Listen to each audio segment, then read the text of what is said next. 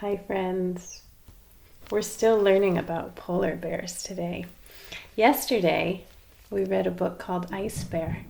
It was a non-fiction book about the polar bear, which the Inuit people call, do you remember the name?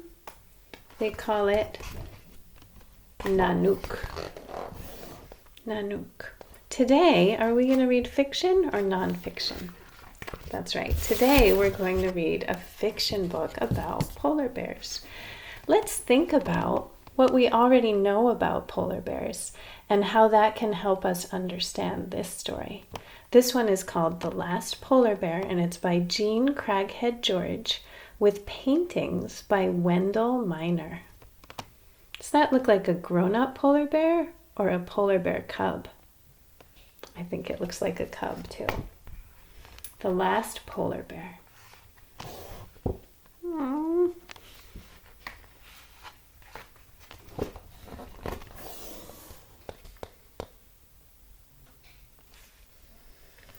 Tigluk glanced out the window. A polar bear was not very far away. So this is our main character. His name is Tigluk. How does he know the polar bear isn't very far away?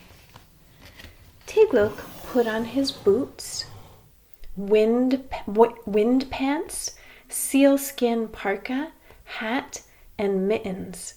As he stepped outside, a gust of sub-zero wind stung his cheeks. It's so cold. He looked down Ivik Street and saw everyone darting into their houses. Nanook! Do we know what that means? Polar bear. Bear moving fast! Go home!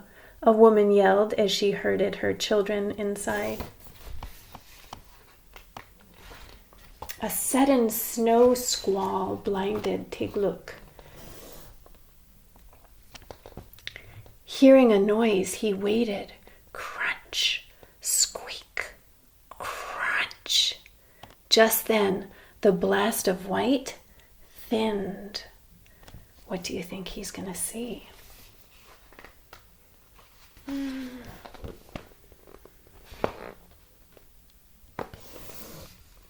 Nanook was standing right in front of Tigluk. She looked straight at him with her night black eyes. What are you trying to say? Asked Tigluk. Now, do you think this could happen in real life? Would a polar bear really get up right close to your face and try to tell you something? That's one way we know that this book is fiction. Nanook rose up on her hind feet and flailed her enormous paws. Then she rolled her eyes upward and headed north, as if to say, "Follow me, Tigluk." Against the white ice, she was yellow, then yellow-gray. And finally, she was gone, her empty paw tracks appearing one after another. Tigluk's grandmother came up beside him. Nanook spoke to me, Tigluk said. I think she wants me to follow her. Yes, said his Akka. The bear needs you. She needs us both, Akka, said Tigluk. Stop and think for a minute. What do you think is going to happen? What do you think Tigluk and his grandma, who he calls Akka, are going to do?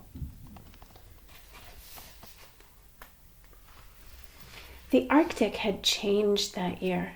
The thaw had come early. Fall was staying longer.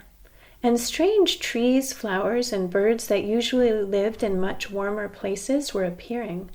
With all the changes in climate, what would happen to the polar bears who needed the ice to survive? Akka, Tigluk said, we must follow Nanook together. You can't see him, but he's here in his furry parka. And here's Grandma. What did we learn in the book that we read yesterday about global warming? We read something at the very end of the book that said because our planet is getting so warm, the ice is melting, and that makes it dangerous for the polar bears. They don't have a lot of places where they can live. So what might be happening to this bear that came to talk to Tigluk? The next day, Tigluk brushed the snow off his father's old sealskin kayak. A kayak is like a small boat. The kayak had ripped coming ashore last fall. Akka would mend it. He took it over to her house. "Can I help?" he asked. Akka's eyes twinkled. "Mending is a woman's work," she said. "But there's more and more trash in the ocean that can poke holes in my kayak. It would be good to know how to mend it," said Tigluk. "Then I will teach you," she said.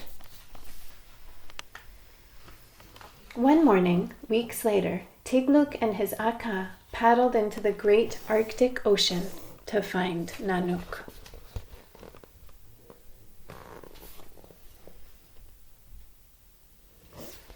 What do you think they'll see when they find Nanook?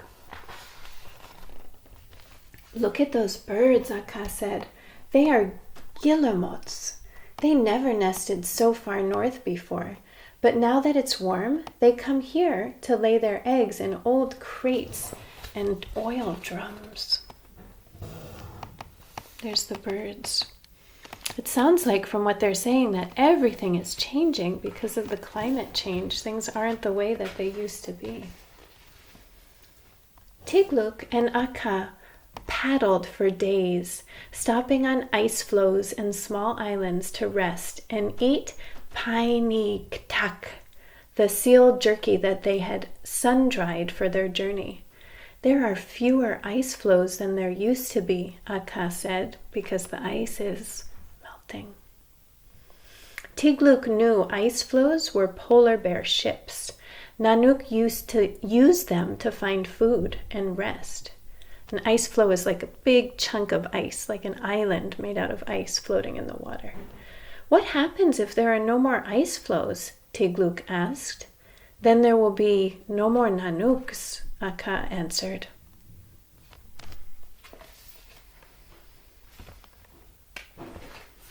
They spotted another ice floe. "Look, Akka," yelled Tigluk.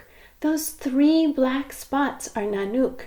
They are her eyes and nose." I'm not showing you the picture because I want you to guess. Who do you think they see in the ice?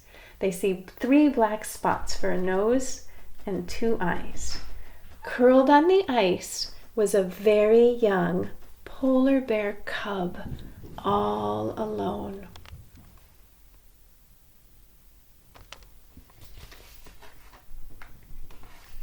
"It's not Nanook," said Akka, "but her cub. The mother bear must have died, or she wouldn't have left her baby unprotected from the gulls." Tigluk got out of the kayak and walked toward the cub. He picked him up. "I will call him Piluk, which means to survive.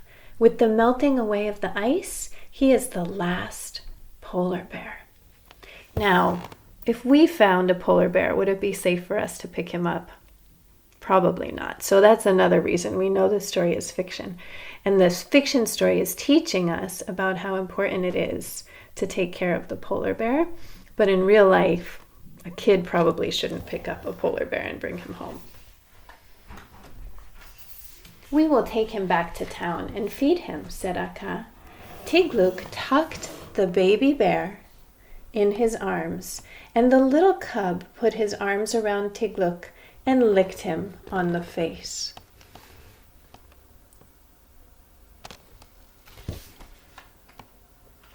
"Yes," said Tigluk as they paddled toward home. "Our town will feed Piluk, the last of the polar bears, and show him how to live in a warming world."